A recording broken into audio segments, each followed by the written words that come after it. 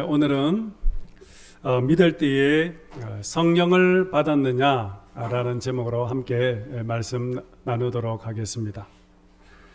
오늘 본문은 이제 사도 바울이 3차 전도 여행을 이제 시작을 하면서 안디옥 교회에서 이제 출발을 합니다. 안디옥 교회는 참으로 특이한 그러한 교회입니다. 안디옥 교회는 사도 바울을 선교사로 파송한 그러한 교회일 뿐만 아니라 사도 바울이 선교 사역을 잘 감당할 수 있도록 물질과 또한 기도로 영적으로 든든한 버팀목이 되어준 그러한 교회였습니다. 사도 바울이 땅끝까지 이제 복음을 전하는 데에 참으로 영적 엔진과 같은 그러한 역할을 감당한 교회였다라 할 수 있을 것입니다. 그래서 사도 바울은 선교 여행을 마치면 언제나 안디옥 교회로 돌아와서 안디옥 교회에서 선교 보고를 하고 그리고 다시 안디옥 교회에서 선교 여행을 떠나곤 했습니다. 이렇게 안디옥 교회는 선교 사역을 하다가 피곤하고 지쳐 있는 선교사들에게 위로하고 또한 용기를 주어서 영적으로 재무장시켜 다시 파송하는 그러한 교회라 할 수 있을 것입니다. 어떤 의미에서 안디옥 교회는 사람들을 영적으로 재생산하는 그러한 교회라고 또한 할 수 있을 것입니다. 그래서 저는 그런 의미에서 오늘 우리 대북교회 역시도 안디옥 교회와 같은 그런 교회가 되었으면 하는 바람을 가져보았습니다. 우리 성도들이 세상에서 열심히 땀을 흘려 수고하고 일을 하다가 몸과 마음과 영혼이 지쳐서 참으로 번아웃 되었을 때에 이곳에서 예배드리는 가운데에 다시 힘을 얻고 마음의 치유가 일어나고 육체의 회복도 일어나고 그래야 몸과 마음과 영혼의 치유와 회복을 통해서 그래서 다시 세상에 나가서 세상에서 힘있게 참으로 복음의 정인으로 살아가는 그러한 교회 또한 그러한 성도들이 되었으면 합니다. 우리가 지난주에 묵상했던 것처럼 사도 바울이 2차 전도 여행 가운데 고린도에서 1년 6개월 동안 사역을 했습니다. 그래서 2차 사역을 마치고 안디옥 교회로 다시 돌아왔습니다. 그리고 안디옥 교회에서 선교 보고를 한 뒤에 짐을 풀지 않고 다시 곧바로 3차 여행을 이제 떠나게 됩니다. 사실 바울에게 있어서 2차 전도 여행은 그 어느 여행보다도 힘들고 어려운 여행이었습니다. 바울은 오랫동안 전도 여행을 하는 동안 몸과 마음이 많이 지쳐 있었을 것입니다. 그래서 바울은 어느 때보다도 쉼의 시간이 아마 필요했을 것입니다. 그래서 여행의 피로도 풀고 휴식도 취하고 영적으로도 재충전의 시간이 절실히 하지만 바울은 쉬지 않고 바로 3차 전도 여행을 떠나는 것을 볼 수가 있습니다. 왜 이렇게 빨리 선교지로 떠나는 것일까요? 그것은 두말할 이유 없이 바울의 심령 속에는 복음에 대한 뜨거운 열정이 있었기 때문이었습니다. 빨리 땅끝까지 복음을 전하고 싶은 그런 간절한 마음이 있었기에 피로가 채 풀리기도 전에 그는 다시 복음을 전하러 떠나갔던 것이었습니다. 자, 사도행전 18장 22절에서 23절 말씀 우리 함께 보도록 하겠습니다. 자, 시작. 가이사라에 상륙하여 올라가 교회의 안부를 물은 후에 안디옥으로 내려가서 얼마 있다가 떠나 갈라디아와 부르기아 땅을 차례로 다니며 모든 제자를 굳건하게 하느라. 아멘. 여러분, 방금 이 구절은 바울이 2차 선교 여행을 끝내고 3차 선교 여행을 떠나는 장면을 설명한 구절입니다. 22절에서 2차 전도 여행이 마쳤다라는 것을 설명하고 이어서 23절에는 얼마 있다가 떠나 모든 제자들을 굳건하게 했다라고 했습니다. 여기서 굳건하게 했다라는 이 말은 붙들어 세운다라는 그런 뜻입니다. 자신이 지금까지 세웠던 그 교회들을 다시 돌아보면서 교회가 잘 성장하고 있는지, 그리고 성도 한 사람 한 사람을 예수 그리스도의 참된 제자로 그렇게 세우고 양육하기 위해서 그는 다시 곧바로 선교 여행을 떠났다라는 겁니다. 이렇게 바울은 늘 교회를 생각했고 항상 성도들을 생각했고 하나님의 나라를 생각을 했던 것이었습니다.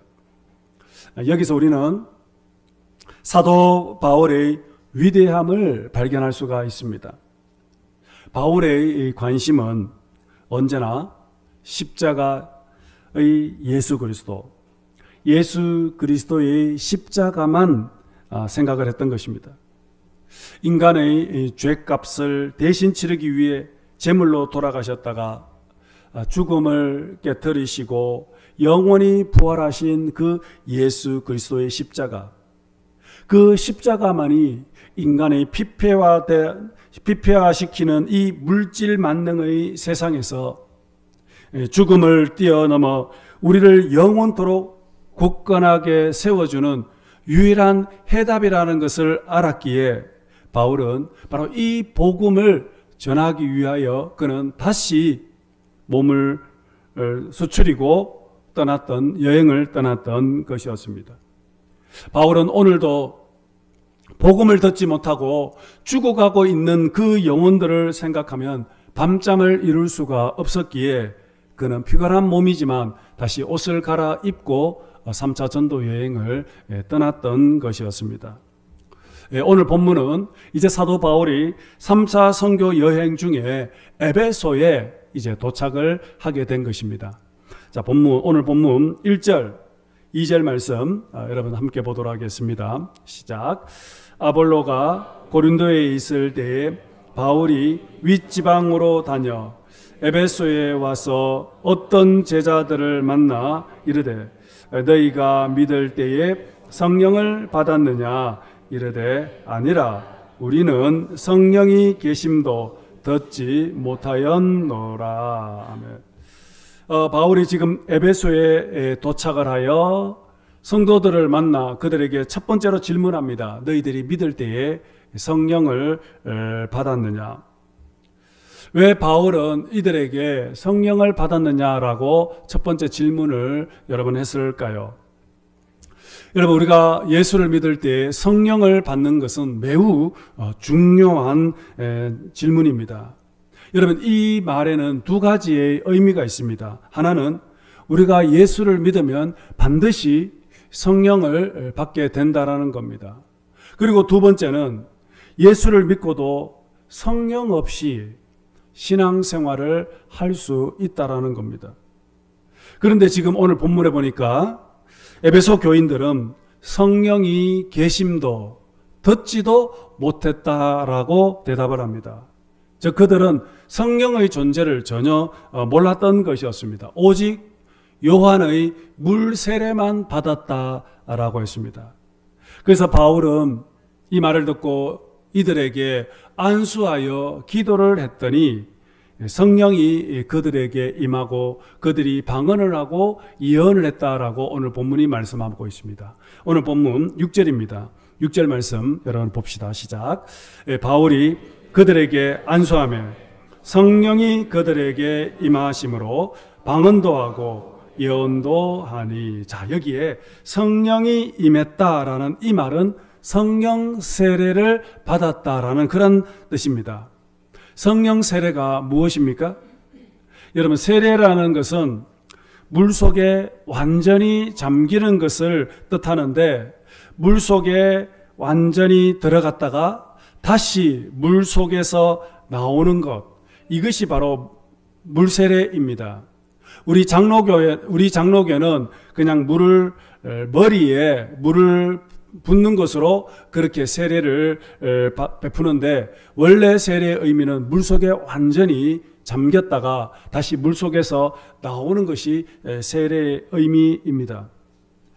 여러분, 내가 이제 세례를 받을 때, 여러분들 대부분 세례를 받았을 텐데, 내가 세례 받을 때 물 속에 들어간다라는 것은 결국에는 나의 옛 사람이 물 속에서 완전히 죽고, 그리고 물 속에서 다시 나올 때는 주님께서 주시는 새 생명을 가지고 새 사람으로 거듭나서 태어나서, 그래서 태어나는 것, 이것이 바로 물세례입니다. 그래서 우리가 세례를 받을 때, 물세례를 받을 때, 나는 이제 예수님과 하나가 되어서 이제 예수님의 사람으로 이제 살겠습니다. 주님께서 나의 죄를 위하여 대신 십자가에서 죽으셨으므로 이제 나는 주님의 보혈로 나의 죄를 용서함을 받았으므로 이제 나는 주님을 통해서 새 사람이 되었으니 이제 주님과 함께 새로운 삶을 살겠습니다. 그렇게 믿음으로 고백하는 것이 바로 물세례입니다. 그러므로 어떤 의미에서 물세례를 받는다라는 것은 내가 구원받았음을 확인하는 과정이다라고 할 수 있을 것입니다. 근데 여러분, 오늘 우리들은 물 세례만으로는 부족합니다. 우리 모두는 다 성령 세례를 받아야 합니다.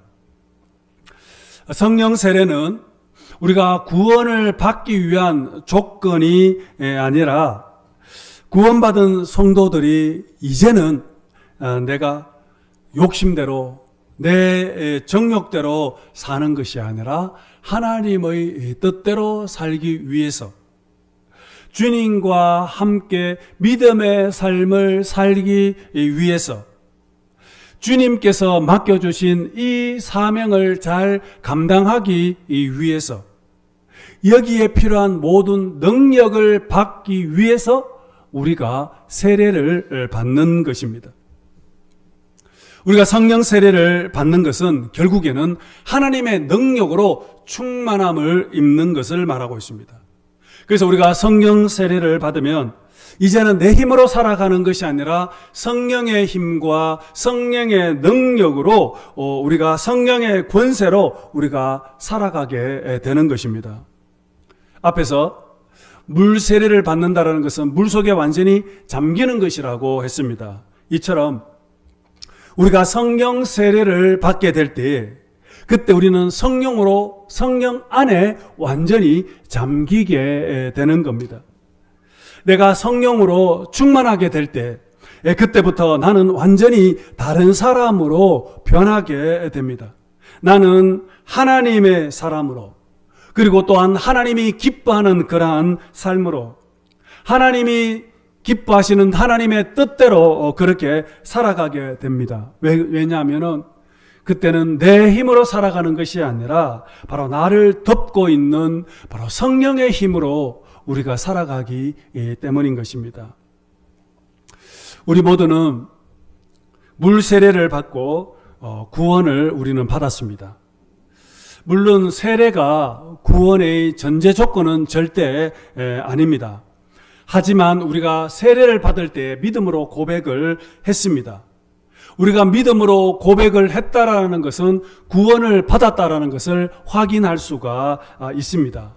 하지만 여러분, 오늘 우리 모두가 예수를 믿고 구원은 받았지만 우리가 세상을 살아가다 보면 믿음 없는 사람처럼 살아갈 때가 많지 않습니까? 유혹이 오면 그 유혹에 쉽게 넘어갈 때도 있고, 또 시험에 빠질 때가 있습니다. 실족할 때가 있습니다. 방황할 때도 많이 있습니다. 그러나 여러분, 오늘 우리가 성령으로 우리가 충만하게 될 때, 그때는 내 힘과 내 지혜로 살아가는 것이 아니라 성령의 힘과 성령의 능력, 성령의 지혜로 살아가기 때문에 그때 우리는 이 세상에서 날마다 영적으로 승리하는 삶을 우리가 살아갈 수가 있게 되는 겁니다. 그래서 우리는 날마다 성령 충만함을 받아야 하는 것입니다. 예수님의 제자들을 보십시오. 예수님의 제자들은 3년 동안 예수님의 뒤를 따라다니면서 두 눈으로 예수님의 기적을 보았습니다. 그리고 그들의 귀는 3년 동안 예수님의 말씀을 들었습니다. 그런데 여러분, 그들의 믿음은 어떻습니까? 그들은 믿음이 없었습니다. 그들이 가지고 있는 믿음은 참으로 어린아이와 같은 연약한 믿음을 가지고 있었습니다. 베드로는 예수님을 3번이나 부인했습니다. 가룟 유다는 예수님을 은 30에 팔아버렸지 않습니까? 그리고 스스로 목숨을 끊어버렸습니다. 뿐만 아니라 예수님이 겟세마네 동산에서 기도할 때에 로마 군인에게 체포가 되자 제자들은 모두 다 하나같이 도망을 갔지 않습니까? 이것이 바로 제자들의 믿음의 현 주소였습니다. 예수님께서 십자가에서 죽기 바로 전날 제자들과 함께 마지막 성만찬을 거행했습니다. 성만찬을 거행하면서 주님께서 제자들에게 충격적인 말을 했습니다. 오늘 밤에 너희들이 다 나를 버리리라 그랬습니다. 이 말을 들은 베드로가 깜짝 놀라서 대답을 합니다. 주님, 모두가 다 주님을 버릴지라도 나는 결코 주님을 버리지 않겠습니다. 라고 대답을 합니다. 그 말을 들은 예수님이 뭐라고 얘기했습니까? 다시 말합니다. 베드로야, 오늘 밤 닭 울기 전에 네가 3번 나를 부인하리라. 그렇게 말을 했습니다. 이 말을 들은 베드로가 얼마나 자존심이 상했습니까? 그래서 큰 소리로 다시 이야기를 합니다. 주님, 내가 주님과 함께 죽을지언정 결단코 주님을 버리지 않겠습니다. 부인하지 않겠습니다. 그렇게 큰 소리로 외쳤습니다. 이 이야기를 들었던 제자들은 성경에 보니까 모두 다 화답했다고 했습니다. 아멘으로 모두 다 응답을 했다라는 것입니다. 그런데 여러분, 어떻게 되었습니까? 이 일이 일어난 몇 시간 후 예수님께서 겟세마네 동산에서 기도하고 계실 때에 로마 군인들에게 예수님이 잡히게 되었습니다. 그때 제자들이 어떻게 했습니까? 성경에 보니까 제자들이 다 예수를 버리고 도망가니라 라고 했습니다. 불과 몇 시간 전에 그렇게 큰 소리로 외쳤던 이 제자들이 모두 다 도망을 갔다고 했습니다. 여러분, 이것이 바로 제자들의 영적 현 주소였던 것입니다. 그런데 여러분, 이것이 어디 제자들만의 문제였을까요? 결코 그렇지 않을 것입니다. 오늘 우리들의 모습 아닐까요? 우리도 주님을 믿고 예수를 믿고 구원을 받아 하나님의 자녀임에도 불구하고 우리가 이 세상을 살아가다 보면은 하나님의 마음을 아프게 들을 때가 많이 있습니다. 주님을 실망시킨 적이 너무나도 많습니다. 세상 욕망에 이끌려 살아가는 그런 불신자와 같은 모습을 할 때가 많이 있지 않습니까? 그렇다면 여러분, 어떻게 하면 오늘 우리가 날마다 영적으로 승리하는 그러한 삶을 여러분 살아갈 수가 있을까요? 십자가에서 죽으셨던 예수님이 3일 만에 다시 부활하셨습니다. 부활하신 예수님께서 다시 제자들에게 찾아갔습니다. 그때 제자들은 모두 다 패닉 상태에 빠져 있었습니다. 우리는 앞으로 무엇을 하며 살아가야 할까? 어떻게 살아가야 될까? 걱정, 근심과 염려에 빠져 있었습니다. 한마디로 마른 뼈와 같은 그러한 상태가 되었다라는 것입니다. 그때 부활하신 주님께서 제자들에게 찾아오셔서 제일 먼저 하신 말씀이 무엇입니까? 그때 주님 제자들에게 너희에게 평강이 있을지어다 말씀하셨지 않습니까? 예수님은 제자들에게 2번이나 너희들에게 평강이 있을지어다 말씀을 하셨습니다. 그리고 이어서 곧바로 제자들에게 너희들이 성령을 받으라 그렇게 말씀을 하셨습니다. 왜 주님께서는 제자들에게 너희들에게 평강이 있을지어다 말씀하고 성령을 받으라 그렇게 말씀을 하신 것입니까? 여러분, 지금 제자들에게 가장 필요한 것은 어쩌면 그들은 마음의 평안과 위로일 것입니다. 지금 절망과 두려움에 빠져 있는 이들이 다시 회복해야 하기 때문에 주님은 이들에게 평강을 선포하신 것입니다. 예수님은 결코 제자들을 책망하기 위해서 이 자리에 찾아온 것이 아닙니다. 그들을 격려하고 그들을 위로하고 그들에게 새 힘을 불어넣어주고 그리고 다시 사명을 불어넣어 주셔서 그래서 다시 일어나도록 하기 위해서 주님은 제자들에게 평강을 선포했던 것이었습니다. 그런데 왜 예수님께서 이렇게 제자들에게 평강과 함께 성령을 받으라 말씀을 하신 것입니까?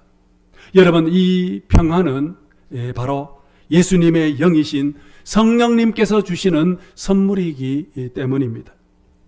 지금 영적으로 부도가 난 이 제자들에게 가장 필요한 것은 평강인데, 여러분, 이 평강의 복을 주시는 분은 누구냐? 바로 성령님께서 주시는 선물이기 때문인 것입니다. 성령님께서 지금 제자들의 마음을 위로하고 다시 저들에게 힘을 주고 영적으로 다시 재건하도록 하기 위해서, 다시 회복시키기 위해서 주님은 이들에게 성령을 받으라 그렇게 말씀을 하셨던 것입니다. 그렇다면 여러분, 오늘 저와 여러분들에게 있어서 가장 필요한 것이 지금 무엇입니까? 돈입니까? 건강입니까? 성공입니까? 출세입니까? 물론 이러한 것들은 우리들에게 꼭 필요하고 소중한 것들입니다. 그러나 하지만 이러한 것들은 결코 영원하지가 않습니다. 우리는 먼저 성령을 받아야 합니다. 지금 우리에게 가장 필요한 것은 바로 성령이라는 것입니다.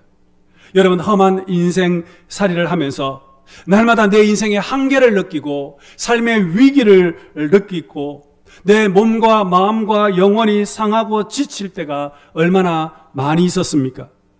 내 힘으로는 더 이상 극복하기 어려운 그런 인생 한계에 부딪힐 때가 많이 있었을 것입니다. 그때 내게 힘을 주고 용기를 주고 도전을 주고 내 삶을 다시 회복시키는 그런 것이 필요하지 않습니까? 바로 그분이 바로 성령이시라는 것입니다.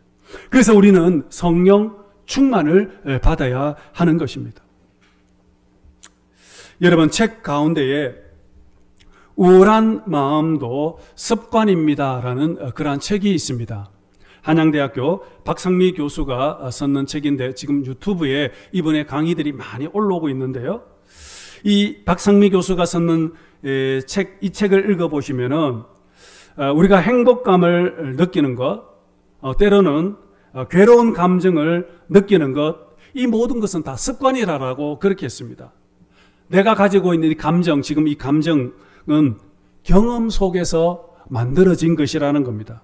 그래서 내가 자주 느끼는 이 감정, 혹은 그것을 나를 힘들게 하는 감정, 혹은 나를 기쁘게 하는 이 감정, 내가 계속적으로 지금 반복적으로 느끼는 이 감정, 이것이 습관이라고 했습니다.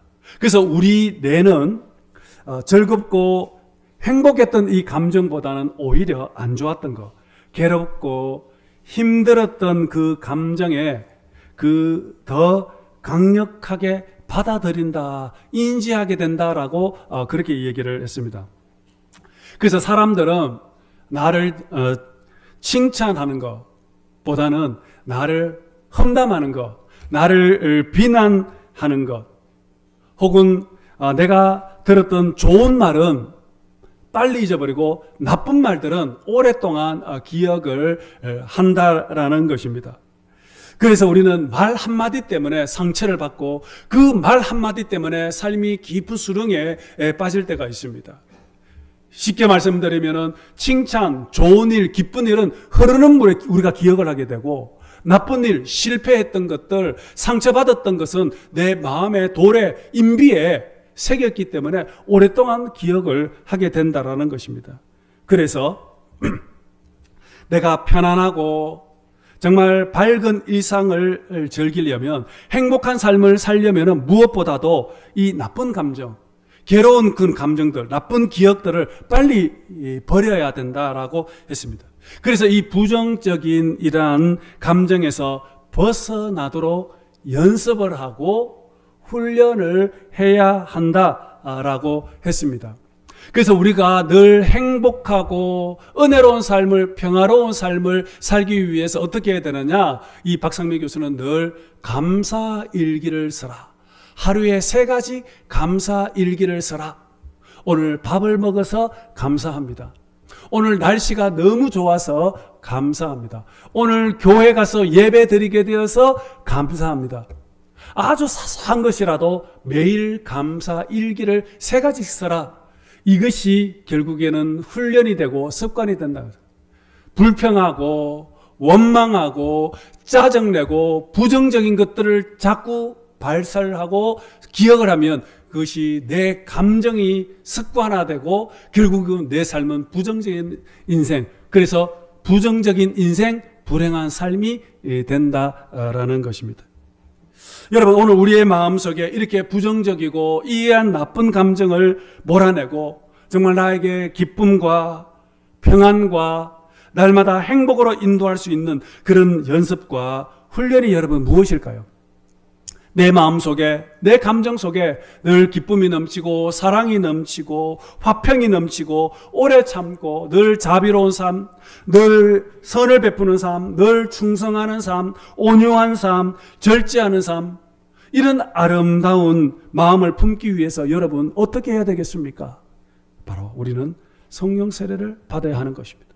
성령 충만을 우리가 받아야 하는 것입니다. 우리가 성령 충만함을 받을 때 그때 비로소 성령님을 통해서 우리는 날마다 아름다운 성령의 아름다운 열매를 날마다 맺을 수가 있게 되는 것입니다. 여러분, 성령님은 어떤 분이십니까? 여러분, 성령님은 생명의 영이십니다. 살리는 영이십니다. 여러분, 지금 제자들은 절망과 지금 죽음의 상태에 놓여 있습니다. 그들은 깊은 한숨을 쉬면서 매일 두려움 속에서 불안하면서 지금 살아가고 있습니다. 그런데 예수님께서 이 제자들을 다시 살리기 위해서 찾아오셔서 성령을 받으라 이들에게 말씀을 하셨던 것입니다. 이렇게 성령은 생명의 영이십니다. 우리를 다시 살리시는 영이십니다. 뿐만 아니라 성령은 우리를 위로해 주시고 회복시켜 주시는 영이십니다. 성령은 언제나 우리와 함께 하시면서 우리에게 위로해 주시고 힘이 빠져서 낙심하고 있을 그때에 성령님은 우리에게 힘을 주시고 능력을 주시고 절망 가운데 있을 때에 소망을 불어넣어 주시는 것입니다. 그래서 다시 일어나게 하시는 분이 성령 하나님이신 것입니다. 다 죽어가는 사람이 있다 할지라도 성령께서 역사하시면 죽어가는 영혼이 다시 살아나게 됩니다. 힘이 빠져 어깨가 축 처져 있을 그때에 성령이 임하시고 성령의 충만함을 받게 될 때 그때 우리는 어깨에 힘이 들어가기 시작합니다. 내 영혼이 다시 살아나게 됩니다. 표정이 살아나게 되고 언어가 다시 살아나게 되고 생각이 다시 살아나게 되는 겁니다. 성령님은 살리시는 영이십니다. 회복시키시는 영이십니다. 부흥케 하시는 영이시라는 것입니다. 그래서 우리의 삶이 다시 새로워지게 되는 것입니다. 뿐만 아니라 성령님은 우리에게 능력을 주시는 분이십니다. 성령은 우리를 다시 살리시고 회복시키실 뿐만 아니라 능력까지 우리에게 주시는 것입니다. 그래서 사도행전은 1장에서 시작하면서 오직 성령이 너에게 임하시면 너희가 권능을 받고 그랬습니다. 성령으로 너희가 권능을 받으면 땅끝까지 복음의 정인이 되라 말씀하셨지 않습니까? 여러분, 우리가 복음의 정인이 되기 위해서는 먼저 성령의 충만한 성령의 능력을 우리가 받아야 하는 것입니다. 왜 무기력합니까? 왜 힘이 없습니까? 왜 믿음이 약한 것입니까? 우리가 성령의 충만함을 받아야 하는 것입니다. 오늘 사도 바울은 에베소 교회 성도들에게 너희들이 믿을 때에 성령을 받았느냐라고 말씀하셨습니다. 이 말은 믿는 자에게는 성령이 임한다라는 그런 말씀입니다. 오늘 예배드리시는 여러분 모두에게도 오늘 하나님의 성령을 체험할 수 있기를 주님의 이름으로 축복합니다. 오늘 6절에 보니까 바울이 안수했더니 성령이 임하셨다라고 말씀합니다. 그래서 방언도 하고 예언도 했다고 하십니다. 성령이 은사입니다. 모두 다 성령의 능력을 받았던 것이었습니다.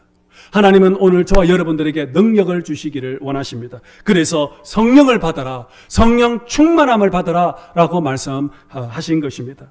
여러분, 이것은 바로 하나님의 약속입니다. 그리고 또한 하나님의 명령인 것입니다.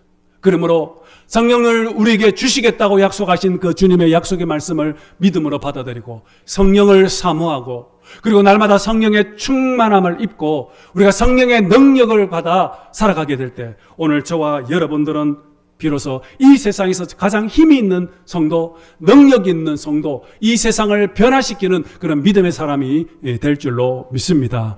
오늘 예배드리시는 여러분 모두 다 성령의 충만함을 입고 능력 있는 삶을 살아가시는 저와 여러분들 모두 되시기를 주님의 이름으로 축복합니다.